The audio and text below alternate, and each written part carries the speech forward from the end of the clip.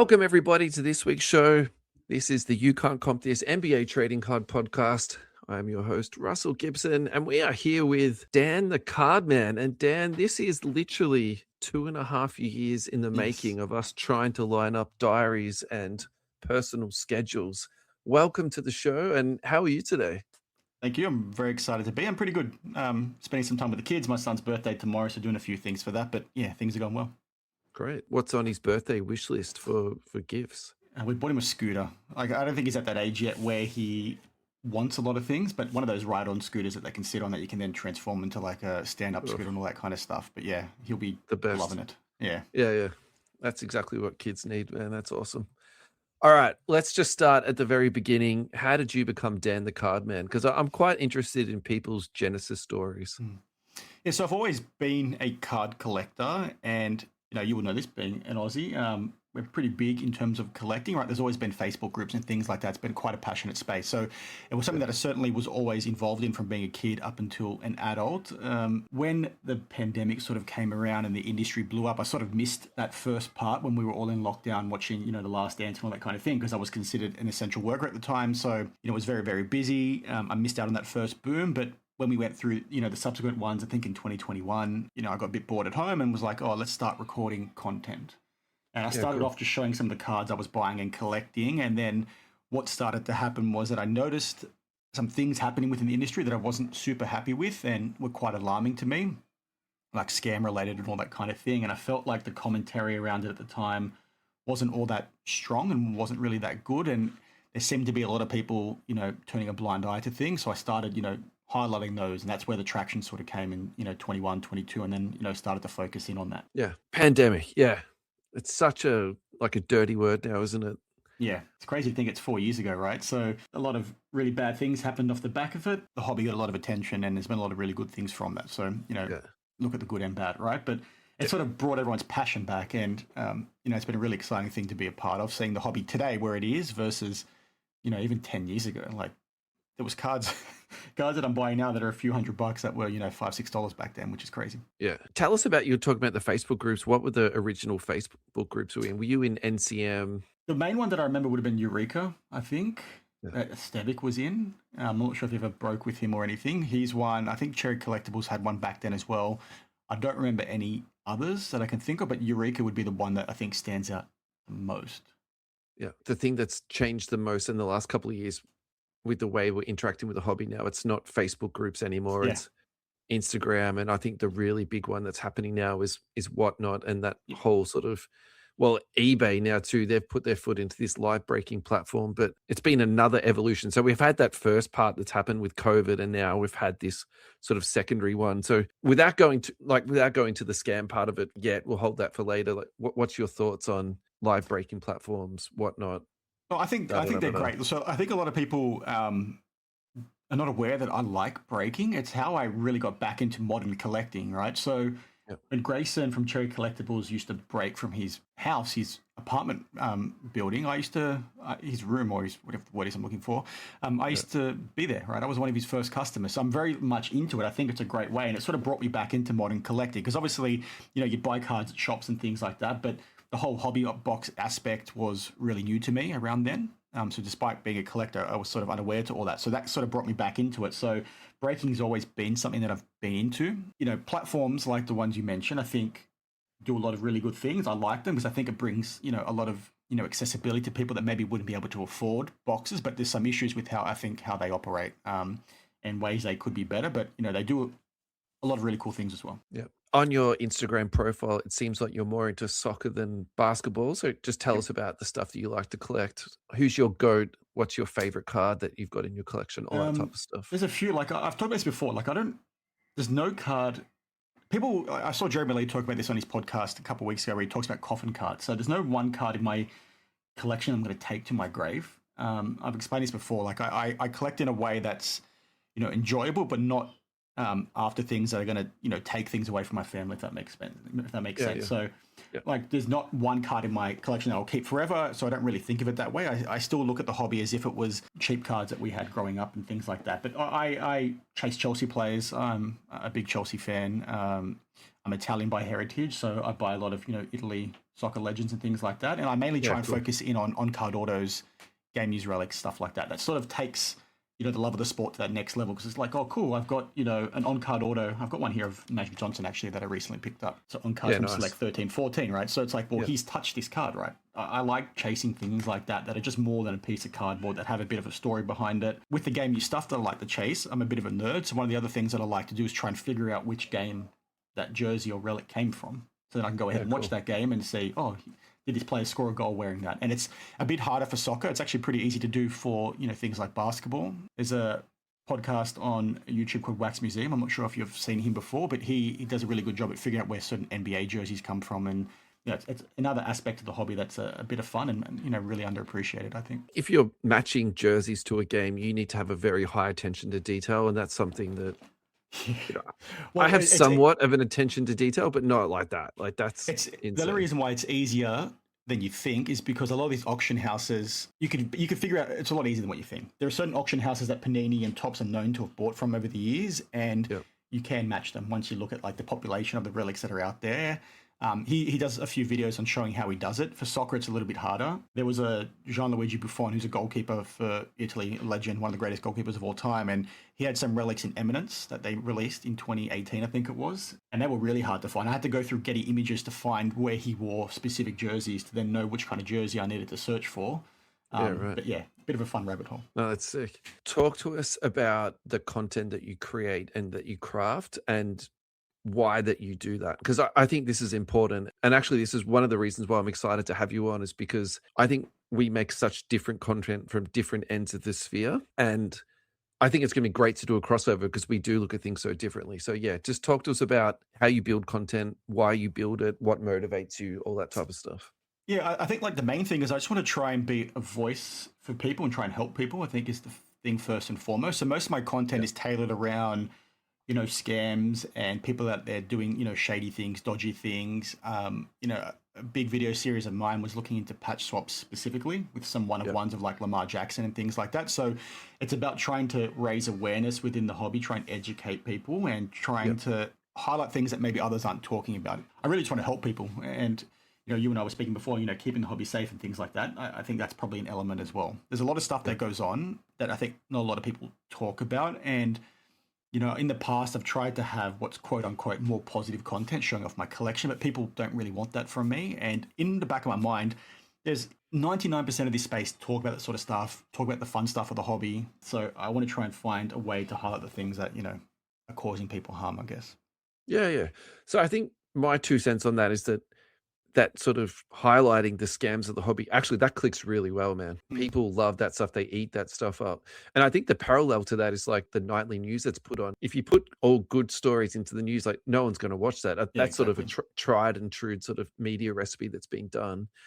And it's really interesting that you said that you'll try to put up, more positive, I'm using air quotes right now, but positive or different types of content, and people don't eat it. But I also wonder too, if that's, because that's the fan base you've also earned for yourself, is people that they want that type of content. So when you do put up something different, like that just doesn't click as well. That's they don't click on it. Yeah, so they don't click on it, and then like YouTube won't push it because they'll see like less subscribers or the less usual viewers are clicking on it. So then it doesn't get pushed through the algorithm. So that hurts it. But it's more about, like I said, that point of difference. And, people, I've had so much pushback over the years. People think I'm this negative Nancy that sits there and is angry all day talking about all the bad stuff in the hobby. But Aussies, we're pretty laid back. For me, it's talking about something and then moving on. I want to try and educate, like I said. Yeah. One thing I'll give you credit for is, because I find that stuff super depressing. It's I almost want to avoid it on purpose. And not that I want to bury my head in the sand from it. If I'm building a list for a run sheet for a show, it just doesn't spark joy in me to talk about people getting scammed or people talking about, losing a couple $1,000s on a card, whatever like the concept or like the play is. So I think that's where my struggle lies from that type of content. I try to build a sheet that I'm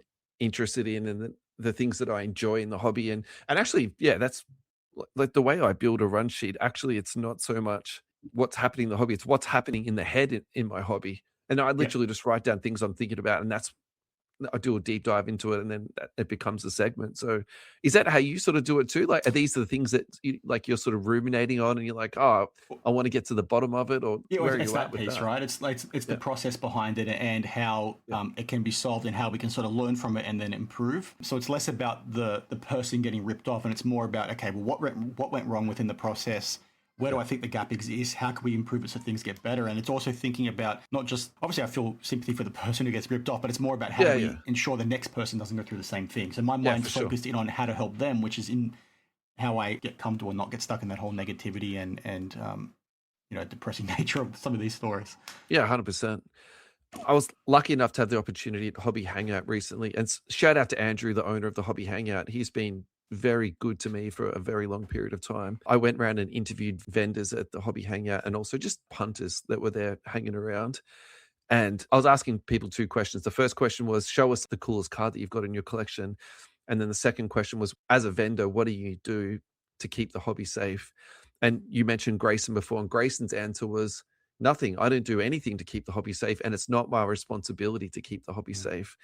So obviously I had a very large a scale, like from end to end, of what people responded, but I was genuinely surprised about his response on that. Yeah. That's What's interesting. your I'll give him a pat on the back, right? Because one of the biggest issues in this space that I think happens are breakers doing some shady things, predatory things in terms of how they sell their product, how they communicate with their customers. He's someone that's the complete counter to that, right? Because he has like policies in place where he'll support people if he sees them spending too much money. He'll do check-ins with them. If people reach out to him and say, hey, I feel like I'm spending too much money, he'll block them. And if they find ways to buy a spot in his breaks, he'll refund them, right? He's gone on the record and talked about those kinds of things. So he's actively working on things to make the hobby safer, even though he may have quoted it the way you said, or the way he said it to you. There are other things that he's doing that maybe in his mind and not realizing making the hobby safe. But there are a lot of vendors that have that same mentality. I have the viewpoint that we all should be looking out for everyone else, right? We all have an obligation to try and help. And some of that pushback also comes, like, I'll go back to breaking. I'll talk about some of these stories where people are getting skunked and they're going into debt. Like this stories that I covered on Reddit maybe 12 months ago where somebody was in debt via credit card for like $100,000 in the US, like insane, because they had this addiction. And, when I was talking about it through the lens of, okay, well, what could Fanatics put in place to protect people from themselves, right? Because here in Australia, if you look at gambling apps and things like that, there's a lot of policies in place, procedures in place to stop you from spend limits and things like that. Now, Whatnot's implemented those, which they need a big pat on the back for. Yeah. But people in my comments were sitting back saying, well, you know what, you can't feel sorry for these people. It's their problem. And it's like, well, no, I think we need to be looking out and trying to help each other, right? Yeah. No, I don't think you're feeling sorry for someone. I think it's just more, what can you do to make it? I think also for me, it's sustainable too. It's not sustainable if you've got people running up 6 figures of debt. Like that makes no sense at all. That's what a lot of these breakers don't understand either. I was on, so I'm not sure if you've seen Professor Sports Cards. He has a show called The Hobby Collision, and he gets a few people on. It's a bit of like a debate show. And I've watched some of his content, but I'm definitely not in it every week. Yeah. So I was on his show this week, and he was talking about. Are you doing the rounds this week, man, on the shows? Because it's my last week of non-work, so I'm just trying to cap on everything. So you're like, all these things you've been wanting to do on your holidays, you're like, oh, this is it. This is my last week. Yeah, well done. I tip my cap. All right, I want to talk about Whatnot in terms of 3 different points. It seems to me that they're perpetual line steppers, let's just call them that, and they seem to be enabling breakers doing pretty unhinged things, and not just once too. Like this is my observation of Whatnot is that you've got people doing illegal things on live stream, which to me, it just doesn't make sense in my head. I feel like if you're going to commit a crime, at least do it in the privacy of your own home, or not be recording it, and broadcasting it out to the world. So we've got people using drugs on stream. We've had instances of people passing out, which to me is that's just diabolical. Why does it keep happening on Whatnot, and like what's going on with this platform? And then we can talk about the breaker behavior in terms of canceling bids and all that type of stuff. Yeah, the other thing just came back to me, by the way. If we can go back to that later. I'll write it down so I don't forget. Say it now. Say it now before you forget. Do it. Let's go. Yeah, it's the sustainability of breakers. You raising the point on debt, right? And how you don't want customers as not sustainable long term.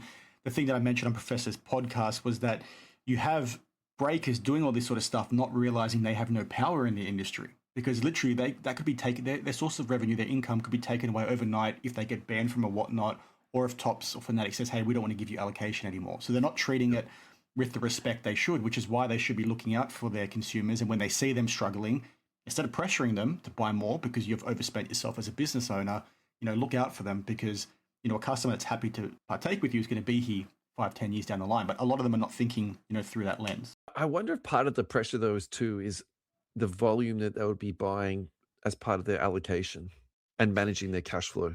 Yeah. Because the perfect example of that was Pac-Man recently. Yeah. When he said that he bought 10 cases of whatever it was, and then he was using the guarantee word. I think that's what really got into hot water. And then he was saying that he'd only sold so many spots in a couple of hours, and he was not being empathetic to people not being able to pay their mortgage or something along those lines. And I think that's the perfect example of that, where he was clearly over leveraged. He needed to sell it all in 2 or 3 days, and it was a week but he's later. An interesting one, right? Because he wasn't getting his product directly from Tops. He was buying all that on the secondary market. Like, he didn't have a direct allocation. So I can understand. Is that confirmed though? Yeah, I think he's talked about that himself. The part of the reason why that box price was so expensive was because he paid market value for it. So the ones that he was busting were bought at market value, not at MSRP. Call me the skeptic here, but I reckon at least some of it was at... Of course, yeah. So that's where so I'm going off what he said. My theory is similar to yours. Surely, yeah. He got some at a great price and he got some that was at market value. Sure. Yep. Like that's how it goes. But that's there's guys out there that would be in that situation, but you're making money hand over fist. It just goes back to the point that I was saying earlier, right? Like, if you do right by your customers, they're going to be around. They're going to want to continue breaking with you. The money's not going to be a problem if you approach things the right way. But, a lot of people are just not too savvy when it comes to that sort of stuff, and they're here for the quick buck, and they don't really care. Yeah, it's time for our first commercial break that is sponsored by Neon Trading Cards. Thank you to Neon Trading Cards for your ongoing support. Head to neontradingcards.com where you'll find a huge array of breaks. Soccer, NBA, MLB, F1, AFL, NRL, WWE, and Marvel. Find Neon Trading Cards on Whatnot. Neon is the exclusive home of the Lucky Card Co. Repack Products, Australia's leading multi-sport repack company. Neon is also a Tops and Fanatics direct breaking partner. This week on Whatnot platform, soccer releases are coming out of the woodwork. It is soccer release time. Get onto the website. There is a huge array of soccer releases. Also, when you head down to any of the trading card stalls in your local state and area, always go to Neon first. They are buying heavy. You will get the best deal from any dealer. All sports, non-sports, just make sure you head down to Neon first. Neon have also just launched their official second channel, Neon Trading Cards Plus. On the Plus channel, soccer, MLB, F1, AFL, NRL, WWE, UFC, and Marvel will be featured. Meanwhile, the main Neon Whatnot channel will run NBA breaks and the Lucky Card Co. repacks. Get in, get ripping, and don't miss out. Neon is where the action is. And we are back, and we're going to continue our conversation with Dan the Card Man and Whatnot. All right, back to Whatnot and the breaking platform, the ethics, the shady behavior. Come on, let's go, man. The points on Whatnot specifically, probably more relevant to them with the way they onboard their customers, because like anyone can pick up a phone and almost start selling on Whatnot. From what I've been told, the sign-up process is pretty quick. Like, they don't really vet you in that much detail. I've been told it takes maybe 30 minutes to get done. Fanatics is a lot more stringent than that. I've not yet seen what eBay Live's policy is, but the reason why Whatnot's probably in the news more and then they're teetering along the line a little bit more than the others is simply because of the volume.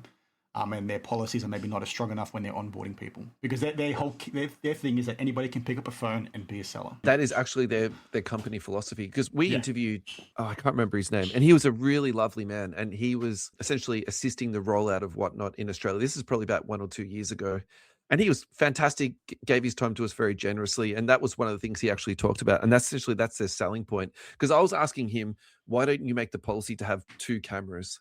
And he said, because my belief as a breaker is you should always have 2 cameras, because that stops that sort of potential for slight underhand of people swapping cards out and all that type of stuff. And he's like, well, actually, if we do that, that then rules out about 90% of our customers that don't have the ability to put together a 2-camera rig and So they want it simple. They want it streamlined to make sure that they've got the maximum people to be onboarded.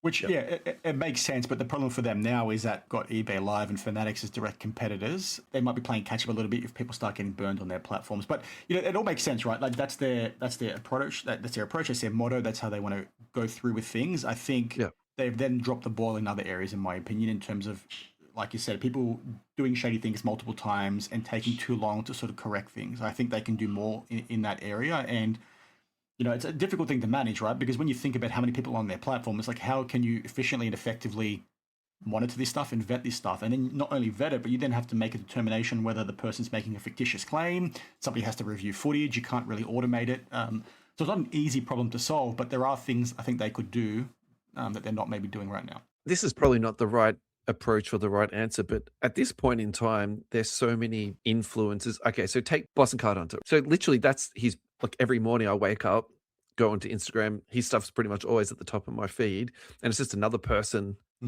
flaming out on Whatnot. Like, can't the Whatnot team just look at his feed and then say, okay, great, we need to get this guy off? And I think they are, but he's a Fanatics employee, right? Or he is an affiliate with them, a partner with them. How can I say this? It's not that I'm not aware, but I feel like he hasn't disclosed all of his affiliations. I think he's got his hands in a few different buckets. Yeah.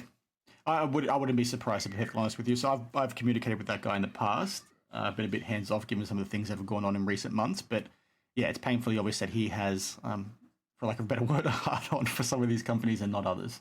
Because like when you look at Whatnot as an example, there are things going on elsewhere that are just as bad. Like he's very focused in on PSA right now. There are things that they're doing that he's being very critical of that the others are doing as well, but he's sort of ignoring them. He has a financial incentive in that too. So Fanatics have just announced a grading partnership with CGC.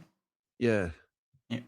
So you can make the argument that his boycott PSA May is directly in line looking with to that support partnership. that. Yeah, I think that's sort of where I would say most of the people that are paying attention to social media have probably landed. Obviously, there's a lot of people out there that are on the periphery that are not. But I just find it really hard to argue against Whatnot, but then not the others. I find it really hard to push back on PSA, but then not the others.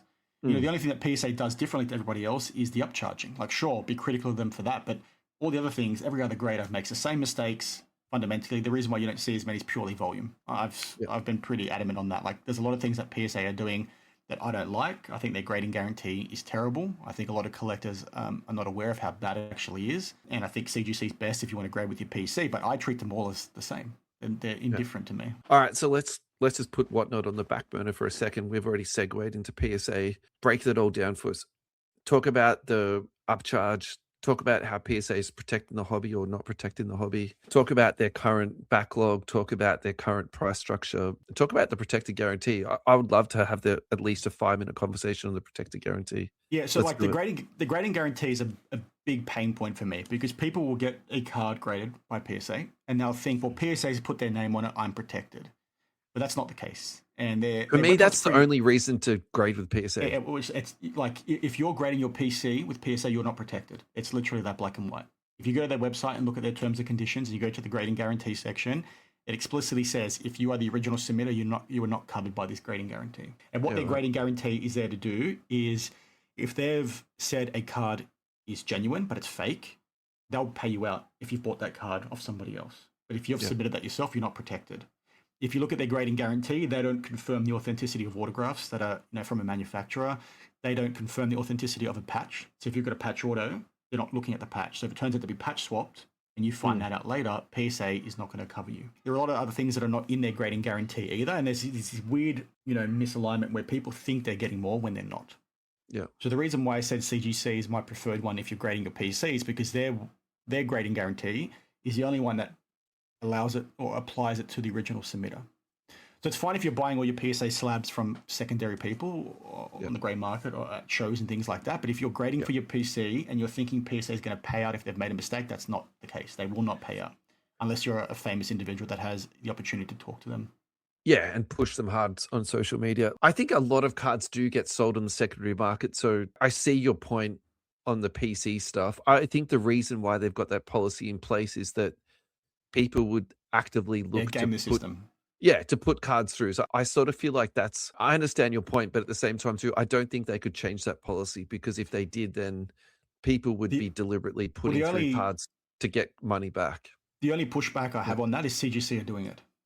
Right? Yeah, they're not doing the volume, but CGC are doing it effectively. And from what I recall, they do it within the comic book industry. So I feel like there are ways to do it. It's not going to be easy. And like I said earlier, there's a lot of things in this space where we can push back and complain, and it's a very difficult thing to fix. But if their largest competitor can do it, why can't they? How long has And CGC been doing a card guarantee? I think since their inception, so don't quote me on it, but I'm fairly certain it's been there since they started grading cards, and I think it's been there since they were grading comics. So it's probably worth checking in post-production. Yeah, I was going to say, because I feel like that is more applicable for their comic books than cards. I've actually written that down because I want to deep dive into that further, because I think that is a great comparison. I mean, my guess on that would be that it's just a matter of time till they change their policy to be in line with PSAs. Like that to me just opens them up to way too much risk. Like, essentially that's how dodgy scammers can be, right? Like, let's be honest on that. I talked about it like recently in a video. There's probably some other solutions that are there that I talked about that I can't remember right now. But if I was looking to game the system and I was able to make fake cards, I would send in cards every couple months and see what slips through, see what doesn't. And then if they slip through and I know they're fake, I'm going to make a claim on that guarantee. There's a few other things with the grading guarantee that's also quite... So we spoke about very rich individuals earlier when I said, hey, maybe you could get some pushback with them or some opportunities to get a guarantee if it is for a PC card. They actually cap the amount they'll pay out on. So when you're seeing all these $1 million sales, they're not covered by PSA. PSA have an individual card cap of $250,000 USD and a lifetime cap per customer of $500,000. For all these people out there, so for all these people out there that have millions of dollars in their collection, they're only protected up to $500,000. And maybe that's why Shine's cards are all raw, man. Yeah, possibly. But the most alarming thing about that, right, is what you talked about earlier with the upcharges. They upcharge you for the expensive card, then they're not going to cover you when they have to pay out on it. That's a bit of a joke. It is time to take a break now. Thank you to US Sports Cards Australia for your ongoing love and support. Go to ussportscardsaustralia.com.au. There you'll find sealed products, brakes, card protection, Ross's beloved water pistols, and ComCA, or as Ross calls it, Comca. ComCA is a card consignment service that is local to Australia. Go onto the main website, click on the three little noodles, get your submission form. Pay only 9 cents for your total submission, no matter how many cards you submit. Just pay for the 9 cents right on your submission form. You can't comp this for this exclusive promo deal. Sales have been steady on the website, $600, $390, $240, $165. Money is flowing through the website. Ross is continuously developing on the back end, and the new website will be launching very imminently. Also, check out ComCA on Instagram, comca.tradingcards. Thank you to US Sports Cards Australia for your ongoing love and support. And we're back with Dan the Cardman, and we're going to talk about PSA upcharge. All right, that's the part I'm actually 100% on board with you. So talk to us about upcharge, and maybe some listeners out there aren't familiar with what an upcharge is. So talk to us about what an upcharge is and how that impacts the hobby. So if you look at PSA's website, there's pricing points for different grading streams, and most of the early points are around faster turnaround time. So if you want your card graded quickly and sent back to you, you'll pay a higher price. But they have value thresholds on those. And usually, I don't remember exactly what it is, but it's like $500, $2,500 for the first few entry tiers.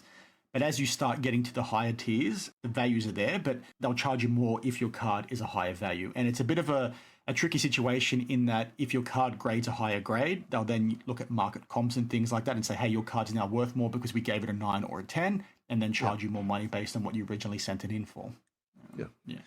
And I think their long-term argument on that has always been that the reason we need to charge you an upcharge is because we then provide insurance onto that card. But I think what I've been reading more about lately is that who do you know that's actually had a claim back from PSA and has received a payout from them for that guarantee? Yep.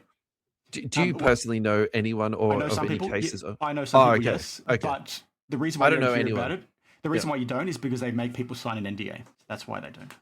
Right. You don't hear about it. That the NDA is conditional on you. So you getting the payouts conditional on you signing the NDA. So there was a story recently, actually, of a Pokemon card that I covered. Where I don't remember the exact grade, but they sent it in to get reholdered. Don't worry about the details on this show, mate. That's not how we roll here. They sent it in to get a reholder, it was in an old slab. The person wanted it in the new PSA slab, and they damaged it during encapsulation. The card got melted or something, and it was no longer a PSA 9 or 10. I think it was like a PSA 5. So they paid out on the PSA 10 value. So the guy got paid out in that particular instance. But it's just a really weird thing. And I don't know if I buy the insurance argument. They're grading over 2 million cards a month. My line of thinking has always been on this, even when I spoke about it 2 or 3 years ago, is why not just charge every customer $1 more? Yeah. Now, effectively, they're doing that, but the reason why they don't is because they're still getting 2 million people grade with them a month. People don't care. No. And we talk about PSA consistency and all these other grading consistencies. People say, well, just automate it. Fundamentally, people don't want accurate grades. They want good grades. I think that's where things are. And my pen fell on the floor, a bit of a mic drop, but people don't want accurate grades. They want good ones, which is why they don't really care when they see all these inconsistencies from PSA and all the others. We are going to take a quick break. Thank you to US Sports Cards Australia for your ongoing love and support. Big update from US Sports Cards Australia and Comcar. US Sports Cards Australia is currently transitioning to their new platform, ComCA. During this move, they have temporarily paused new submissions on the US Sports Cards Australia website while they merge products to the new system with numbers well over 50,000. And from me to you, Ross, congratulations on 50k, mate. I know how much work you've put into this. If you are keen to start listing your cards on Comcar, reach out to the team via Instagram, and that is comca.tradingcards. On Instagram, it's got a white background and blue logo lettering. Make sure to mention you're a You Can't Comp This listener. ComCA are continuing to look after the community. Special offer. Your first 100 cards will be scanned and uploaded for free as a You Can't Comp This listener. Continue to check in with comca.com.au, and thank you so much to Team US Sports Cards Australia and Comcar. And we're going to get back to it and continue our conversation about PSA grading. I think the two things that separated PSA from BGS was that there's no 9.5. I think that caused a lot of confusion for people, and essentially they just streamlined and simplified the grading process. And I think for the average collector, there's a 9 or a 10. That's easy to get your head around.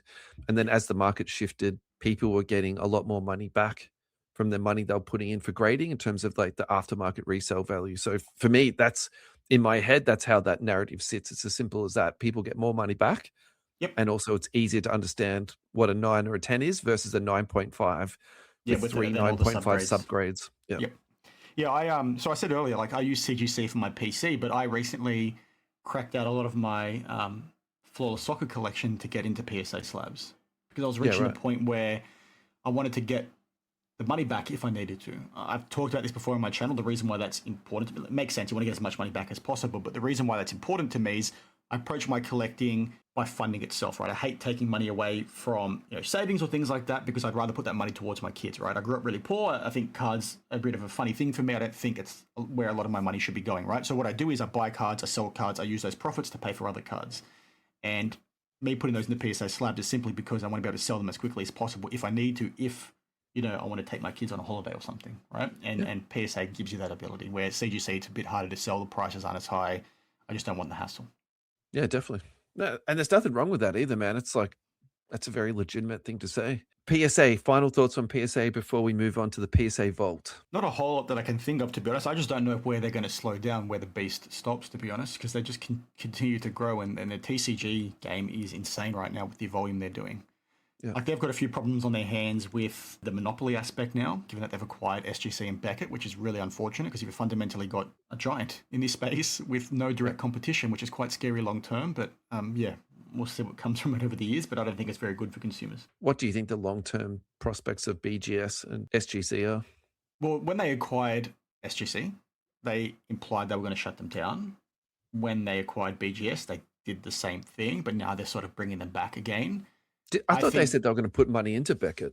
They did now. So initially they weren't, and they slowed things down, and then they had a bit of a push to bring them back, and they had like a record month in the last 18 months or something. It was at the Dallas Card Show, I think it was. But I think if things don't change, they'll probably be forced to sell off those brands. Yeah. I think that's where things will head. Yeah, it's a genuine monopoly, and it's an absolute conflict of interest. I think it's a pretty straightforward thing. We got a question from Rare Air Sports Cards. Did you crack those SGC slabs yourself, Dan? The CGC slabs? Yeah, I did. What'd you use? Just like the tin snips or pliers. Yeah. Tin snips, yeah. Yeah. Did you have sweaty hands when you're doing it, man, or are you pretty cool and collected about it? It was a bit stressful, but like I got that old. I showed this off in a stream today. It's a HGA slab that I got done during the pandemic, actually. The approach I take is the same one that everyone else does. You clip the corner off, you put a flathead screwdriver in, and you pop it. Yeah. I'm not sure if you've seen, like, speaking of cracking slabs, have you ever seen a tag slab? You cannot crack those things, man. You need a tags jackhammer. You can crack them by hand, actually. I'm not sure if they Really? fixed that issue. Yeah. I'll share a Aren't video there with you those really afterwards. thick ones though? They're like, They're not that thick. They're very similar to CGC slabs. HGA is what I just had. They're thicker slabs, but tag, which is the automated grading, yeah. yeah, interesting.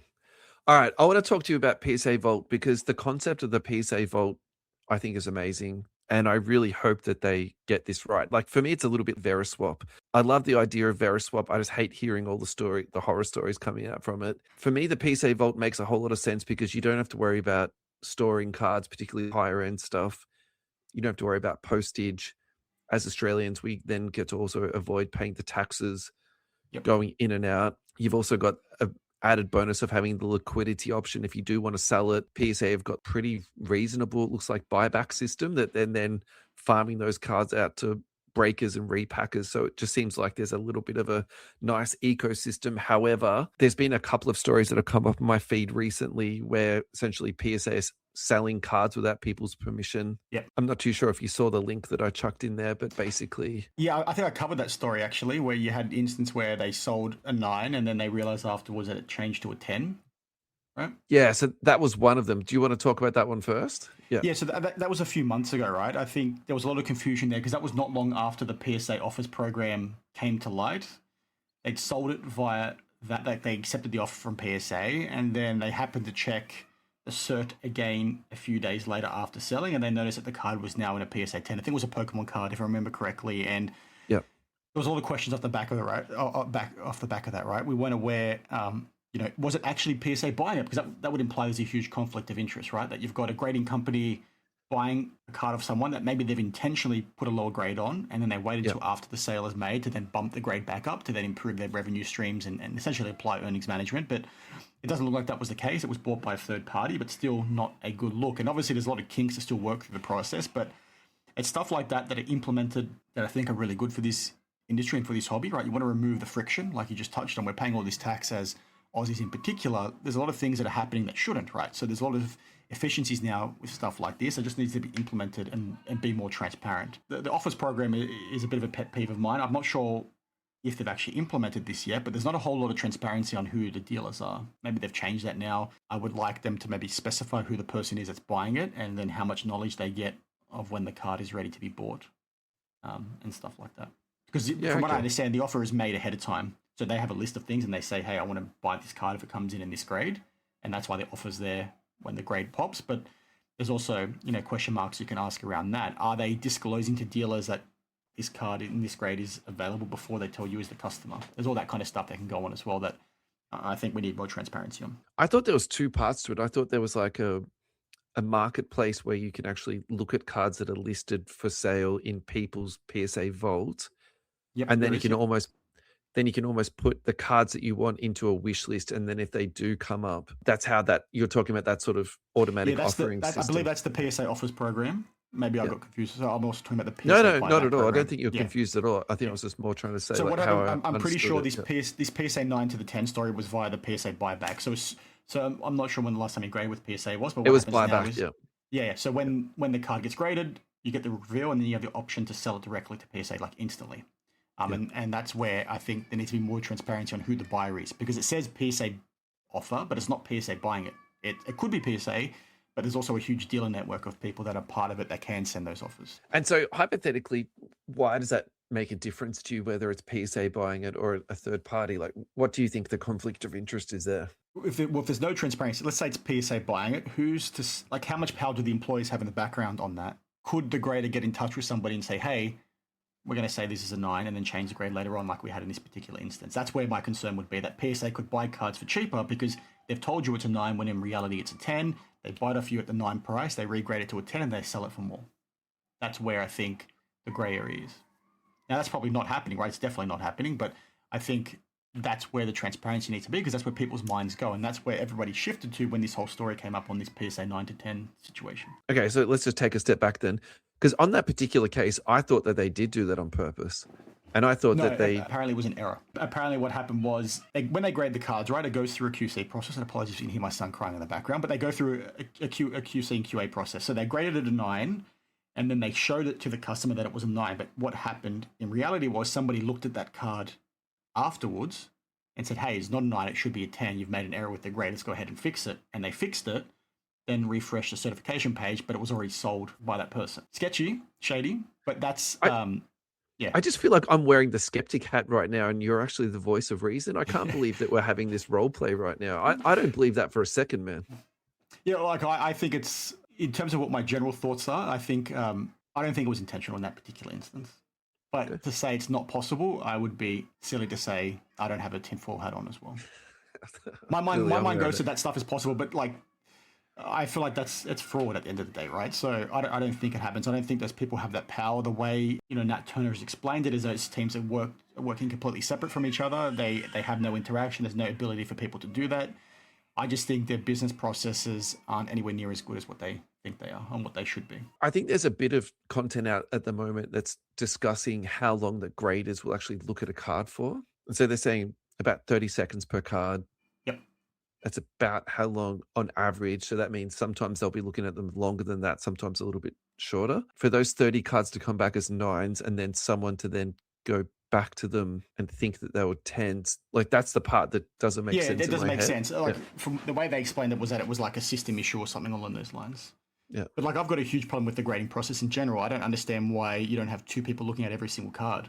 Like they should just do a 4A check and then a 6A check is how it's referred to in the business world. Have at least 2 people look at every single item. If there's a material difference between those 2 grades, you have a third person come in and be the deciding factor. That's not how they operate. Yeah, pretty much I can answer that for you. I think that would blow out their times from 6 months to about 2 years. Yep. Because that would essentially that would triple their operational time and the logistics around that too. So maybe even longer than that. But like, so that's the scary part about it, right? They're doing so much volume now that whilst the grading guarantee works a bit funkily, if they were to have like a material issue where they've graded so many cards incorrectly, that could bankrupt them, right? If they're grading 2 million cards a month and 10% of those are egregiously graded, and that 10% of people make a claim, it's going to be a lot of money they have to pay out. And they're a $1 billion company; they make a lot of money hand over fist. But I think they need to give a lot more care to it than what they think. Yeah, okay. But I think practically what happens is though people get their card back, they say, oh, this is crap. It's a PSA 10, not a PSA 9. They crack it out and they send it back in again. So then they double dutch, right? Yes, yeah. I think that's the irony of that situation is that they can do potentially a subpar job, but then actually benefit from financially. Yes, yeah, no, for sure. All right, let's talk about this one because I think this is an interesting one. Are you familiar with this story? Essentially, a card went into the PSA Vault and it was sold twice. The money was deducted out of his account. Yep. This is the one that I think I covered this the other day. What was the card in question again? Maybe you can remind me. I forgot to click on the link, sorry. One Piece Monkey D. Luffy. Yes, yeah. Okay, so this happened off the back of something that I spoke about recently. So I believe this was sold via eBay. eBay have implemented this really weird feature now where you send somebody an offer, right, and they accept it, or a seller sends you an offer and you accept it, but the card stays listed. I'm not sure if you've experienced this yourself, but it's a really shitty thing. Like, it sounds good in practice, but the card stays listed. And the reason why I talked about this was because there's no way for the buyer and seller to communicate. So I sold a card recently, an NRL card, and I was like, what the heck? I couldn't talk to the person. They ended up not paying, right? So the card stayed listed. They didn't pay. It was great. Yeah. This happened in this particular instance where the card was taken down. They had the 24 hours to pay for it. Or sorry, the card wasn't taken down. They had 24 hours to pay for it. They did pay for it, but their payment method wasn't registered via eBay until after the 24-hour period had lapsed. Yeah. So the money was taken, then the card went relisted to somebody else, and somebody else bought it like 10 days later, I think, for like $2,000 more. So this was a eBay issue, not a PSA issue, in just terms of how eBay implement that feature, which is ridiculous. The fact that the payment was sent and it timed out, and it worked out for the seller in this particular instance because they made more money, but not a good look. And it's a really crappy feature, like I said, from eBay. I've not experienced it before. I went through it 4 times in the last 6 weeks. Apparently it's been implemented since like 2 years ago, and a lot of people are sort of, I guess, getting added into it now, but it doesn't really work super well. The language is really negative. The buyer's under no real pressure to pay or anything like that, but one to look into. So yeah, that wasn't a PSA specific issue. That was an eBay issue. Yeah, interesting. All right, so I think my final thought here that I want to run past you, and then I'll sort of give you like an open mic. I think my concern with PSA at the moment is how they determine what the pricing is, because I feel like at the moment they're determining the value of cards and then they determine what your upcharge will be. Yep. But in addition to that, they're also buying and selling in and out of the market, and then we we had that one we talked about before. We've given them the benefit of the doubt, but they were buying the PSA 9s, potentially could have been PSA 10. So I just really think at the moment, PSA have a conflict of interest in that sense because like not only are they grading the cards, they also in some ways are determining like what the market value of cards are too. So I think Yep. that's No, that's really tricky. I agree. I How think do it's a you huge. separate that? Yep. I don't know if you can. I think it's a huge problem, and it's made even more confusing when you look at the fact that they now certify repacks, which the news around that sort of died down a little bit, but they're now certifying repacks, and I feel like that's a huge conflict as well, right? I think Cards HQ, which is Jeff Wilson's business, was the first one to start using them. They're certifying a repack, and they want to do a good job, so they want this breaker, they want this business to keep using them. They're then putting PSA cards into those repacks. Do you think it's not a conflict for them to maybe bump up some of the grades on those cards to keep everybody happy to then put them into the repack that they're certifying?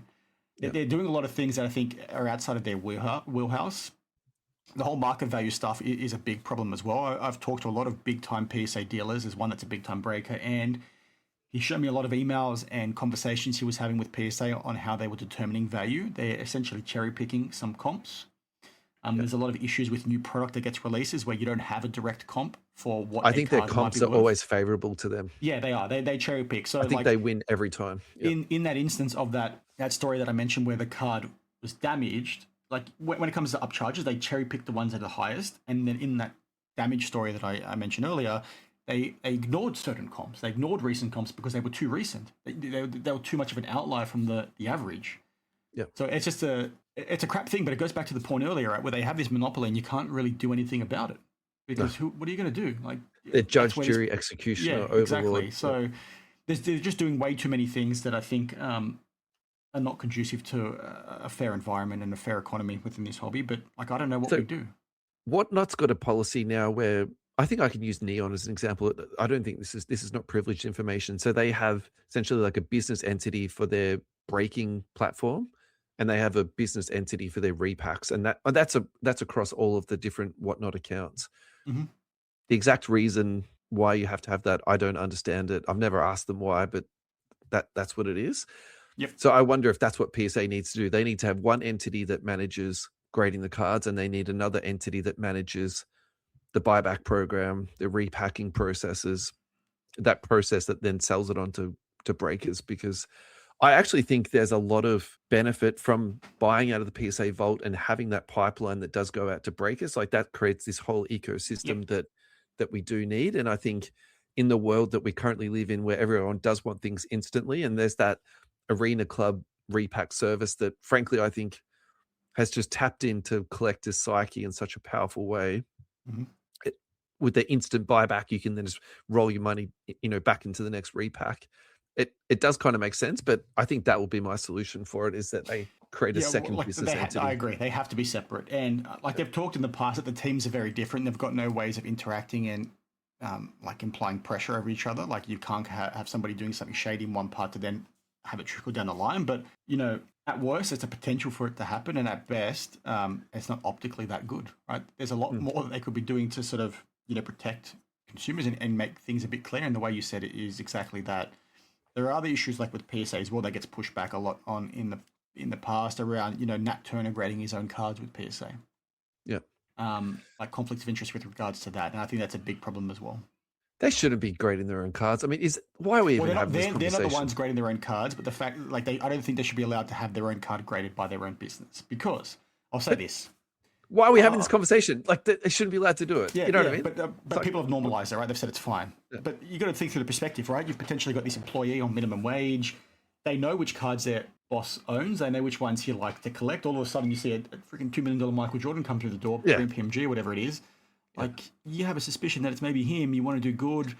There's all these things that go on, right? That it's like, well, just don't even put...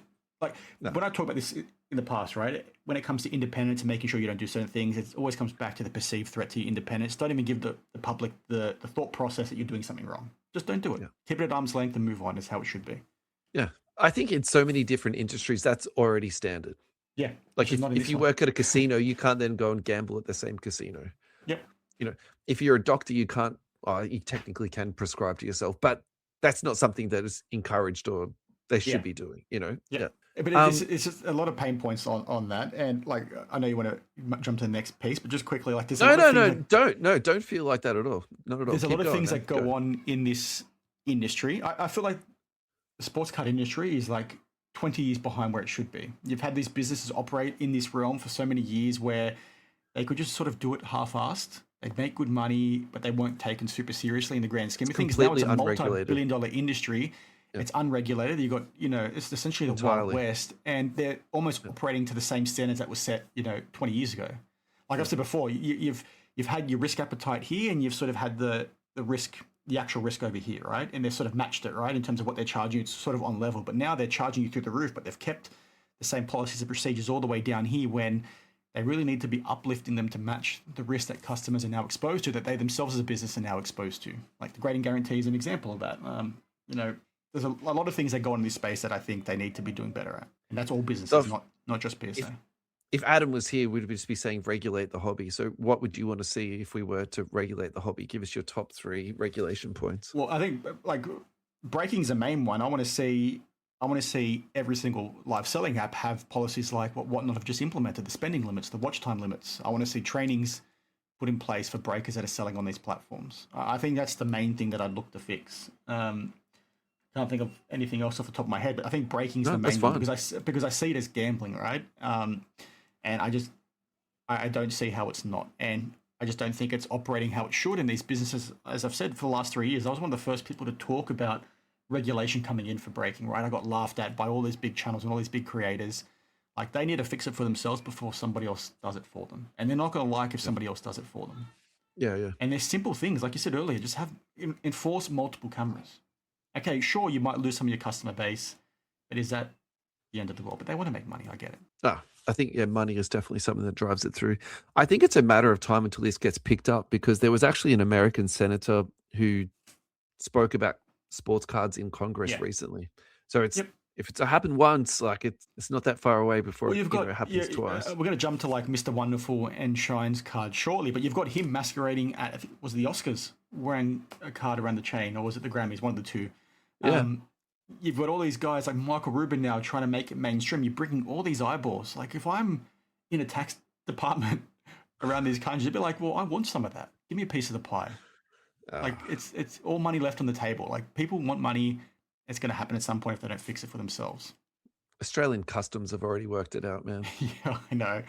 I got hit really hard on a CGC submission that I made, actually. They ended up not charging me in the end. But I was over in Hong Kong for a show. I was actually there for a wedding, but it was the first Asia Sports Card Collectors Convention, and I dropped off some cards out at CGC. And when they came back, customs not only wanted to charge me the tax on the grading service, but they wanted to charge me on the valuations of the cards themselves. And I'm like, well, these cards originated from Australia. I already owe them. I've already paid tax on them. Here's all the proof. And they said, well, no, you have to pay it again. It was this whole back and forth, but yeah, they love to get us now. Like, I've already paid tax. Why are you making me pay tax again? I get it on the slabs, but not on something that I've already paid tax on, right? I'm very triggered about how much tax we're currently paying. Can we please talk about something other than tax? Yeah. It's actually going to make me sad. Yeah. All right. So when we were talking about this, the plan for today's show, we're going to do like a 30-minute Dan the Card Man, and then we're going to do a 30-minute You Can't Comp This. I would say in true You Can't Comp This fashion, we have completely segued out of control here, which has been fantastic. We've got about 5 minutes left. Can we do a couple of You Can't Comp This type storylines? And yeah, you knocked it on the head. The first one I wanted to talk about was this Mr. Wonderful thing. So I think the context or the setting for this is that he is essentially dipping into trading cards, and his belief is these aren't trading cards.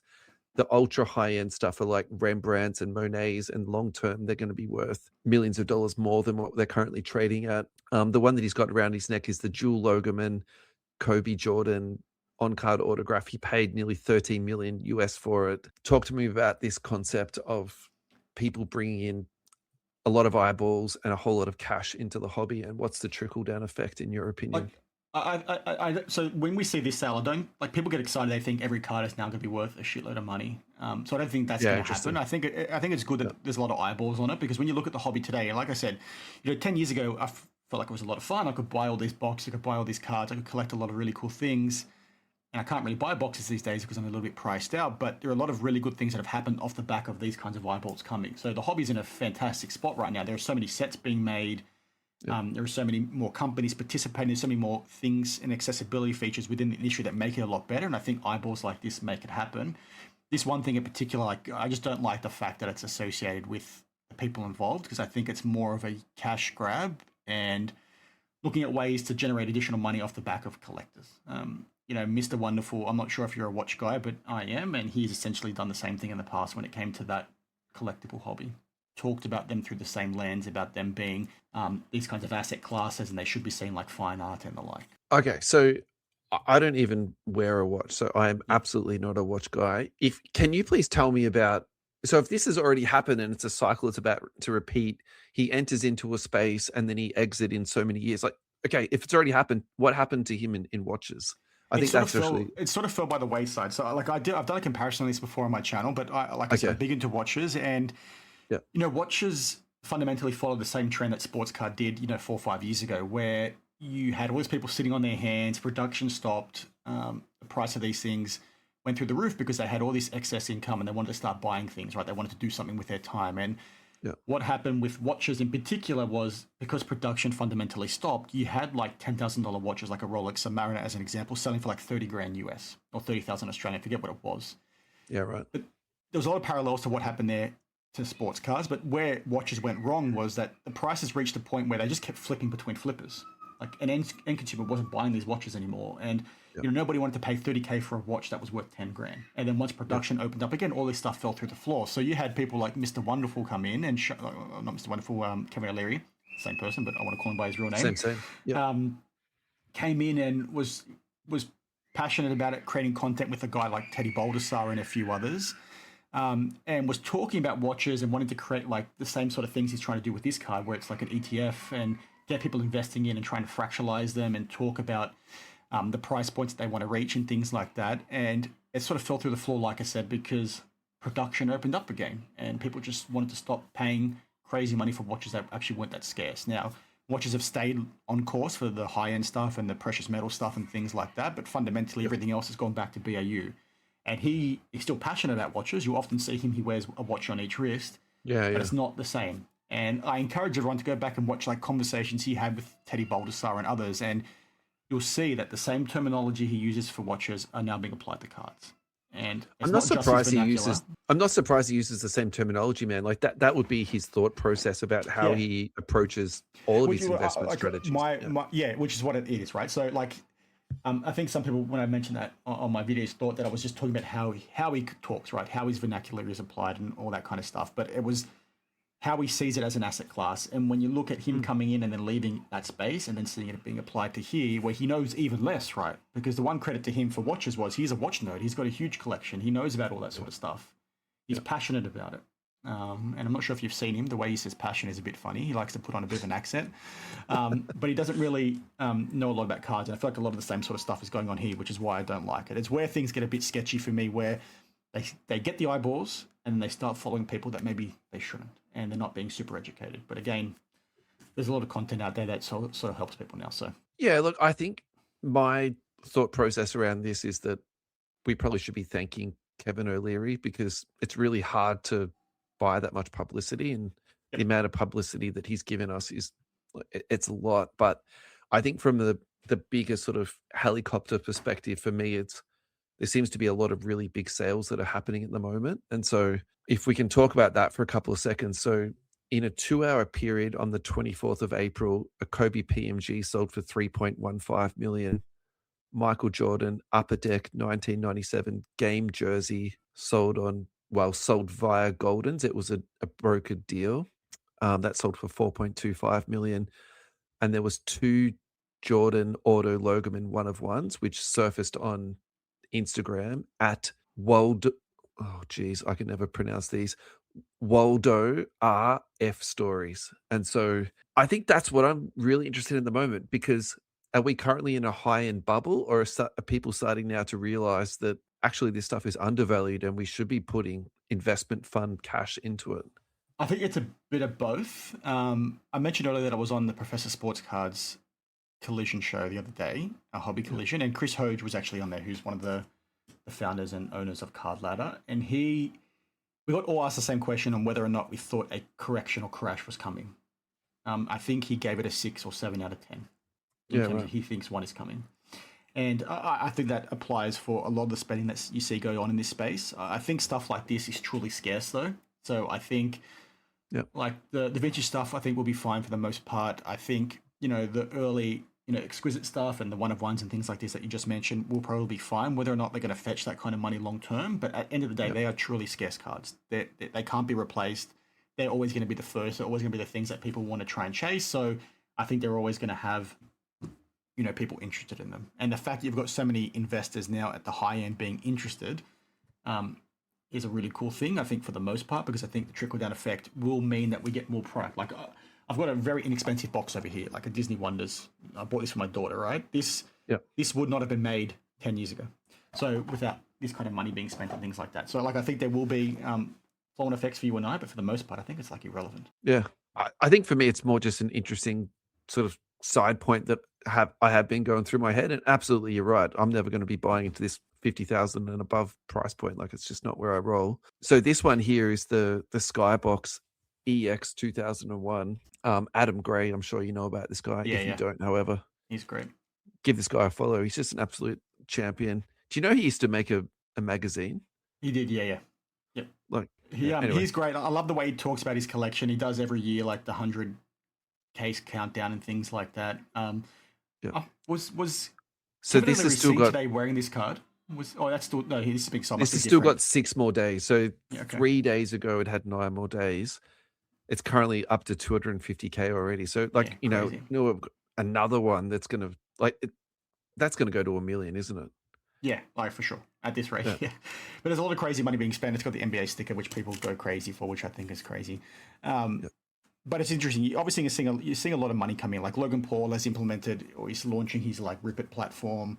Yeah. You had the Illustrator Pikachu card that he sold that has a new person off the back of it looking to start a media company and all that kind of thing. There's a lot of institutional money coming in. I think it's very scary for us as the traditional consumer because what is that going to mean for us long term? But for the most part, I don't think it really impacts us all that much. So that Logan Paul guy, I'm not a big fan of him, but when they did that auction and it was in combination with Golden, I'm actually not too sure of what the platform is called, but the concept of that, where it's almost like a TV show and you tune into it and then everybody gets to see the high-end auctions and the bids that's going on around it, like just the entertainment aspect of that. Certainly. Yeah. And then also to the potential for that TV show. So you could actually make it a TV show. So then you have sports celebrities come on, you could have card celebrities go on, or even just, talking heads. Like imagine like someone from ESPN, but the equivalent of that for cards. And then they're hosting this TV show that has people doing interviews, talking about cards. And then at the same time, the main event of the show is $1 million Jordan card being like, how sick would that be, man? Like, that'd be awesome. Yeah. I don't like Logan Paul at all, but like, I'm pretty sure that's his platform. I'm not looking into Rip It. Is that what it's called? Rip It, is it? Rip It is his platform that he's launched. Is that what it's doing? I thought, so I've not looked into it because I can't stand the guy myself. And I think he's been involved in too many shady things, not just in this space, but others. 100%. Yeah. The guy that won the card, I think, is looking to launch a media company off the back of it. I don't remember what it was called. But he's going to go around filming big collectibles that he's buying and winning and all that kind of crap. But I don't. I think that would be really cool. It's fundamentally what Golden does, right, in terms of the Netflix show. But it'd be good to see a live component as well. Yeah, I would love to see Golden live, basically. Yeah. Like the cool, because that stuff is cool. Sorry to cut you off. No, that would be cool to get that insight, right? Because as an average collector, you're not going to be exposed to that kind of stuff, and it's cool to see not just the card itself, but the story behind it, right? Why it's so important. And like Adam Gray is one of those people that talks about these things extremely well. It's why I love to follow him, because he has so many interesting facts around certain cards and why they're important and why they're truly scarce, which when you look at the modern print runs of cards and releases, it's such a far cry. Yeah, he's got 50 years of knowledge underneath his armpit. Yeah, he's sick, All right, final card for today, man. And the concept I wanted to talk to you about, this is the current observation that we're seeing at the moment with all these 90s inserts just exploding, in particular Jordan going to the moon. This one in particular is the 1996 Flair Showcase Legacy Edition Row Zero PSA 8. It sold for $50,400. Population on that is 8. It's numbered to 150. Talk to me about this. What's your observation of Jordans lately and how that's impacting the market? Again, we had the hobby collision and the conversation came up, are you buying or selling Jordan? I'd say buying, because like I think his cards really can honestly truly only go up. And Chris Hoge again was on the show. He is a passionate Jordan collector. His name is House of Jordan. So for someone like him to still be actively chasing them, I think it tells you again all you need to know. But their cards that are truly scarce. So even though this thing's probably out of 50, like how many were ripped up by kids that had no idea what they had? There's probably not a whole lot of them out there. So this kind of stuff, I think, is always going to be, things that people are passionate about. It'd be interesting to see in like 20 years' time what that next generation of kids think of Jordan and whether that impacts his price points at all, because maybe they've shifted to LeBron or Kobe or Steph Curry, man. Yeah. So that's the element that I'm the Curry rookie about. recently outsold the LeBron rookie, and the LeBron was a higher grade than the Steph Curry. So I'm not too sure if that was just a single sale and it's just a one-off, but if for me, actually, I think that's a general sentiment, right? Like, most people that I talk to can't stand LeBron, and not just. I don't think it's got anything to do with his gameplay. Or maybe some of it does with his flopping and things like that. But they just seem to like him as a person. He's not as likable as like a Kobe or a Jordan, and Curry gets people riled up like others don't. So I feel like that's why he's maybe a bit more. What's what I'm looking for? Appealing to current likable. Likable, yeah. Alrighty, man. Final thoughts, and then we'll sign off this bad boy. Nothing on this other than apologies if you still hear my kids screaming. They're gone bananas. Like the Jordan stuff. This is the world we signed up for, man. It's scarce, right? So, like, it's. I'd much rather see someone pay 50 grand on this than some dumb prospect from today's game, right? Because it's crazy. Like, talking about the greatest player of all time, and it's not just what he did on the court, right? He is so culturally relevant. Like, people that don't even like basketball know who this guy is. Yeah. You can go to all the corners of the world and they'll be able to tell you about him. So that stuff is cool. And then to have a card that's from that, 30 years ago now, or 20 years ago, whatever it is, 30 years ago, and be in a decent grade is pretty cool.